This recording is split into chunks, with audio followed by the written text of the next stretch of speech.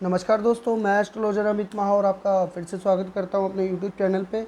और थंबनेल आप देखकर पता लग गए होंगे आज का हमारा टाइटल क्या है। संतान रेखा के बारे में बात करेंगे। और तो संतान रेखा के बारे में बात करने से पहले ये समझते हैं सबसे पहले कि वो संतान रेखा होती किस तरफ है। देखिए, इस तरफ होती है विवाह रेखा। यहाँ पे विवाह रेखा के बारे में पूरी डिटेल में आपको आगे जानकारी दूंगा।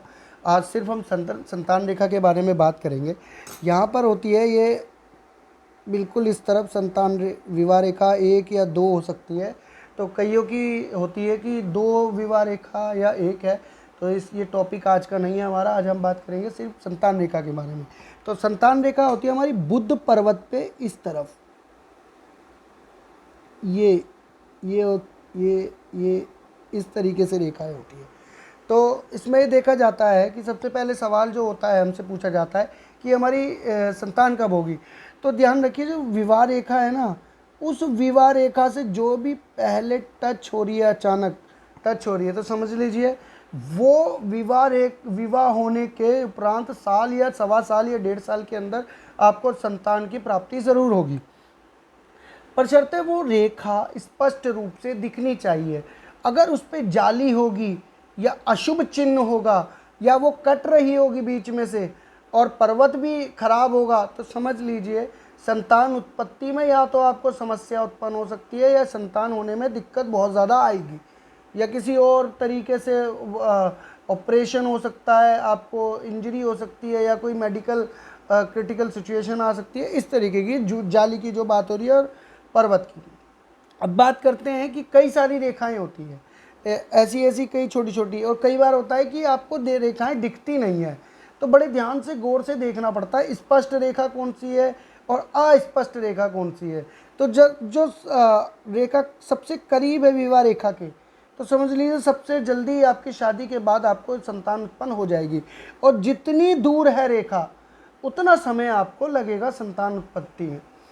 और अगर ये रेखा समझ लीजिए, ये रेखाएं विवाह रेखा एक रेखा को काटती हो, एक संतान रेखा को काटती हो इस तरीके से, तो क्या होगा कि संतान उत्पत्ति होने में कोई क्रिटिकल सिचुएशन क्रिएट हो सकती है, लेकिन उससे आप निकल जाएंगे। ज़िंदगी भर की समस्या नहीं होगी, थोड़े टाइम का समय होगा वो जो आपको सहना पड़ सकता है। माँ को या बच्चे को, इन दोनों में से किसी को कोई समस्या ज़रूर हो सकती है संतान उत्पत्ति के समय पे।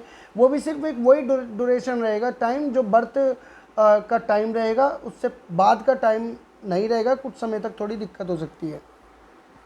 और अगर इस पर कोई अशुभ चिन्ह बन रहा है, जैसे कि कोई धब्बा बन रहा है, काला धब्बा है, या एकदम से कोई जाली बन गई है, तो आपको क्या करना पड़ेगा कि आपको बहुत उपाय करने पड़ेंगे इसके। फिर वो ग्रह से रिलेटेड हो जाएंगे। अगर जाली पूरी बन रही है और रेखाएं काट रही है इन सारी रेखाओं को, तो उसमें नुकसान क्या उठाना पड़ेगा कि व्यक्ति को संतान उत्पत्ति में बहुत समय हो सकता है संतान हो भी ना। अब अगर यही रेखा दो रेखा को काटती है, संतान रेखा को दो, तो ऐसे व्यक्ति की दोनों संतानों में बाधा उत्पत्ति होगी। और अगर तीसरी रेखा नहीं काटती है तो उसमें कोई दिक्कत नहीं होगी। मेरा कहने का मतलब आपको समझ आ गया होगा कि अगर विवाह रेखा किसी भी रेखा को काटे, अगर ये सारी रेखा को काटेगी तो आपको जितने भी बच्चे या संतान उत्पत्ति में समस्याएं पैदा हो सकती है। नॉर्मल डिलीवरी नहीं हो सकती, या क्या कह सकते हैं ऑपरेशन से हो सकता है, या मेडिकल सिचुएशन कोई क्रिएट हो सकती है। और अगर विवाह रेखा किसी भी रेखा को नहीं काटती है तो आपको संतान उत्पत्ति में कोई भी समस्या उत्पन्न नहीं होगी। अब इसमें स्पष्ट रेखा के बारे में भी देखा जाता है कि जितनी स्पष्ट रेखा होगी उतनी संतान आपकी स्वस्थ और अच्छे नक्षत्रों में पैदा होने के शुभ संकेत दिखाता है। कुछ रेखाएं अस्पष्ट दिखाती है कि बहुत ज़्यादा बारीक टूटी हुई कमज़ोर होती है। उसमें ये होता है कि इंकरेज हो जाता है, या कुछ अनचाहा आप नहीं चाहते बच्चा, तो या संतान की उत्पत्ति नहीं चाहते, उस समय आप किसी मजबूरी से या परिवार के दबाव से, या शारीरिक ऐसी क्षमता नहीं होती कि बच्चा गर्भ में नहीं ठहर पाता, तो उसकी मृत्यु भी हो जाती है। ऐसी रेखाएं होती है जो बिल्कुल अस्पष्ट दिखती है और बीच में से टूटी हुई भी होती है। तो ये भी एक बहुत बड़ा कारण है।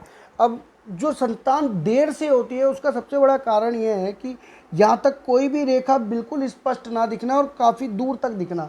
और अगर एक रेखा आपको दूर तक दिख रही है तो आप संयम बना के रखें और आपको बिल्कुल संतान की उत्पत्ति होगी, अगर रेखा है तो। और अगर रेखा नहीं है तो उसके फिर प्रेडिक्शन या आपकी प्लानिटरी पोजीशन देखनी पड़ेगी हॉरोस्कोप में, वो किस तरीके से दिखाती है। ज़्यादातर हमारे हाथ के हिसाब से ही हमारी प्लानिटरी पोजीशन जो है हॉरोस्कोप में देखी जाती है। अब इसमें बात करते हैं कि अगर ये रेखा और ज़्यादा लंबी हो और इसके बराबर वाली रेखाएं छोटी छोटी हों बिल्कुल, तो इसका क्या फल है। अगर ये वाली रेखा सब अधिक बड़ी है तो ऐसे व्यक्ति के संतान उत्पत्ति के बाद उनका भाग्य जो है चरम सीमा पे बढ़ेगा। यानी कि जैसे ही संतान उनके घर में पैदा होगी तो व्यक्ति का व्यापार हो सकता है या नौकरी हो सकती है, उसमें वो ऊंचाइयों तक जाएंगे। किसी का प्रमोशन नहीं हो रहा है तो प्रमोशन भी मिलेगा, व्यापार आगे नहीं बढ़ रहा है तो व्यापार अचानक से चलने लगेगा, क्योंकि उस व्यक्ति का एक प्रभाव जो है आपके बुद्ध यानी व्यापार पे अच्छा एक चिन्ह लेकर बच्चा जन्म लिया है बच्चे ने, तो आप बड़े भाग्यशाली होंगे। उसके बराबर में जो रेखा है वो छोटी, तो ये मत समझिए कम भाग्यशाली होंगे। कि अगर हर कोई बच्चा जो है, हर कोई संतान जो है अपने ग्रह नक्षत्र लेके पैदा होता है, हर कोई शुभ होता है, लेकिन हर किसी के ग्रह अलग होते हैं। तो भाग्य कई बार देखा होगा किसी पिता का भाग्य एकदम से बदल जाता है, किसी का नॉर्मल चलता है। तो नॉर्मल चलता है तो जिसको संतान की आवश्यकता है वो व्यक्ति भी अगर संतान प्राप्ति देर से भी हो रही है तो वो भी एक तरीके से भाग्य ही खुल रहा है। अब डिस्कस करते हैं कि इस रेखाओं में अगर कोई द्वीप का निशान बन रहा हो तो द्वीप जो दिखाती है ना, ये रुकावटें दिखाती है उस बच्चे में आने वाली रुकावटें। यानी कि इस तरीके से किसी रेखा पे, संतान रेखा पे इस तरीके का द्वीप बन रहा हो तो वो दिखाती है। वो पर्टिकुलर उस रेखा का जब या दूसरी तीसरा संतान हो सकती है, किसी पर भी पहली संतान रेखा पे दिखाए, दूसरी पे या तीसरी पे द्वीप बनता दिखे, तो आप समझिए उस संतान में रुकावट आना बहुत मामूली बात है। और जब तक वो गर्भ धारण करके गर्भ में रहेगा वो तब तक माँ को भी परेशान करेगा और पिता को भी समस्या पैदा होती रहेगी उनमें। तो ये उसी समय तक है, पर्टिकुलर टाइम तक। ये प्रॉब्लम जैसे ही बच्चा इस धरती पर जन्म लेगा तो समझिए तब ये समस्या भी ख़त्म हो जाएगी, क्योंकि द्वीप जो है एक निर्धारित समय तक की समस्या को दिखाता है, रेगुलर वाली समस्या को नहीं दिखाता।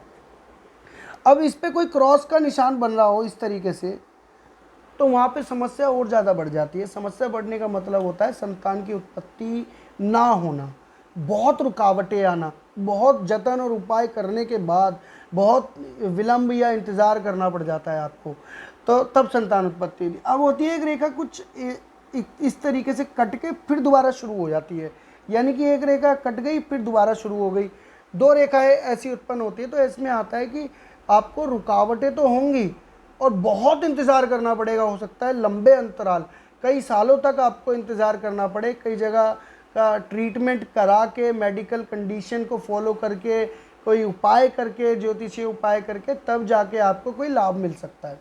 अगर स्पष्ट रेखाएं हैं तो समझिए आपकी संतान जो है स्वस्थ और अच्छे नक्षत्र में पैदा होगी, जो आपका भाग्य भी उज्जवल करेगी। अब बात करते हैं, संतान तो हो गई आपकी, अब उससे आपके संबंध किस तरीके से होंगे वो दर्शाती है हमारी मणिबंध रेखा है। यानी कि ये वाली इस रेखा, मणिबंध रेखा पर अगर स्पष्ट रेखाएं हो, आप ध्यान रखिए कि स्पष्ट लाइन है, इसको बीच में से कोई रेखा काटती ना हो या कोई अशुभ चिन्ह ना हो, तो ये क्या दिखाती है कि अगर ये स्पष्ट रेखा है मणिबंध पे तो आपके संतान के साथ बहुत अच्छे संबंध रहने वाले हैं, बहुत अच्छे संबंध भी रहेंगे। वो आपका आदर भी करने वाली संतान होगी और आपके कहे पे चलने वाली भी होगी, आपके परिवार का नाम रोशन भी करेगी। अगर मणिबंध रेखाओं पे इस तरीके से कट बन रहे हैं कुछ इस तरीके के, तो समझ लिए वहाँ थोड़ी समस्या उत्पन्न हो सकती है। वहाँ पे आपकी संतान आपके कहने पे नहीं चल सकती, आपके खिलाफ चल सकती है, आपकी मर्ज़ी के बिना काम करेगी। तो ये दो थी।